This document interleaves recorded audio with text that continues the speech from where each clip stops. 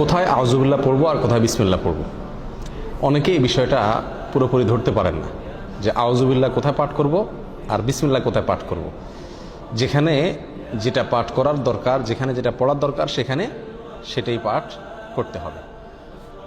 বিসমিল্লাহির রহমানির রহিম বা বিসমিল্লাহ, এটা পাঠ করতে হবে যেই কোনো ভালো কাজের শুরুতে, যেই কোনো বৈধ কাজ, যেই কোনো ভালো কাজের শুরুতে কি পাঠ করতে হবে? বিসমিল্লাহির রহমানির রহিম পাঠ করতে হবে। বিশেষভাবে কোনো কোনো হাদিসে কোনো কোনো আমলের শুরুতে বিসমিল্লাহ পাঠ করার কথা বলা আছে, সেখানে সেই আমলের শুরুতে, সেই কাজের শুরুতে বিসমিল্লাহ পড়তে হবে। যেমন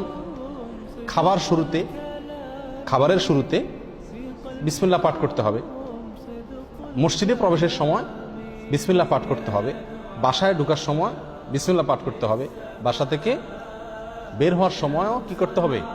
বিসমিল্লাহ পাঠ করতে হবে। এ হলো বিসমিল্লাহর বিষয়। আর আউযুবিল্লাহ, এটা বিশেষভাবে পাঠ করতে হয় কোরআন কারীম তেলাওয়াতের শুরুতে, কোরআন কারীম তেলাওয়াতের শুরুতে। আর কোরআন কারীম তেলাওয়াতের শুরুতে আউযুবিল্লাহ বিসমিল্লাহ উভয়টা পাঠ করব, নাকি শুধু আউযুবিল্লাহ পাঠ করব, নাকি শুধু বিসমিল্লাহ পাঠ করব, নাকি এক এক জায়গায় পাঠ করব? অনেকগুলো প্রশ্ন আসে কি আসে না?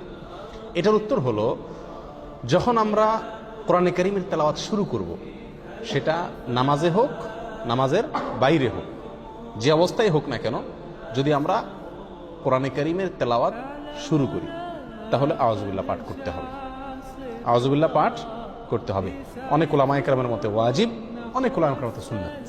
আল্লাহ সুবহানাহু ওয়া তাআলা সূরা নাহলের 98 নম্বর আয়াতে ইরশাদ করেছেন, ফাইদা ক্রাআতাল কুরআনা ফাস্তাইজ বিল্লাহি মিনাশ শাইতানির রাজীম।